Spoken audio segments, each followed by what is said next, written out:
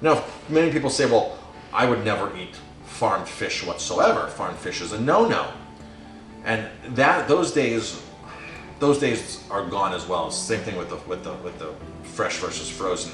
There's certain farms that are doing such a fantastic job in what they do. Will the fish ever be compared to its counterpart wild? No, you can't, because it's a totally different environment. The issue comes with farmed fish is where they take farmed fish and they put it in the ocean or in a lake, and they access their open net pens. So the fish are in nets, but the nets, things can still get in and out from the farm into the ocean bay or into the ocean or to wherever the lake. So if the fish are breeding bacteria, sea lice in salmon's case, those sea lice can get out into the ocean. That's where it's a problem. That you don't want. The fish, small baby salmon can swim through these and then get lice attached to them, sea lice, and swim out to the ocean, and of course then have a troubled life, if any life at all, from having the sea lice attached.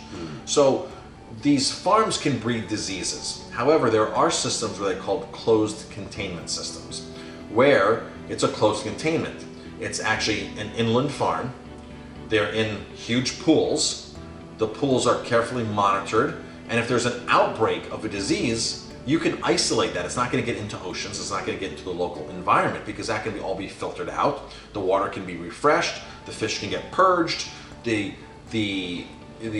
specific diet that you're giving the fish can be controlled, so you're not relying upon anything wild getting into the fish's diet per se, depending upon where the regions are, because some of these regions are polluted, in fact. So it's a very sustainable way of raising fish, providing you're doing everything correctly as far as the feed and no antibiotics, and making sure that the water quality is kept high. Where should listeners go if they want to actually research sustainably farmed fish? I would go to Monterey Bay Aquarium Seafood Watch. That's first off. They just started doing some farms on there that are sustainable. I don't always agree with what they say, so my best option is Fish Choice, fishchoice.com. And what fishchoice.com does, it's great because they will list every single rating, every single website. Because let's face it, Monterey Bay Aquarium Seafood Watch was the pioneer in it. But there are so many more sustainability ratings available right now. And what is this rating? What is that rating? What's the difference between MSC, Marine Stewardship Council, versus Monterey Bay Aquarium? Well, at fishchoice.com, you click the fish, you go in there, and you can see everybody's rating down in a row. If one of the agencies did not rate it, or what they did rate it from that agency. And then you can get more of a more well-rounded picture of that particular species, whether it's wild or farm raised. Now, fishchoice.com gets more specific with farms.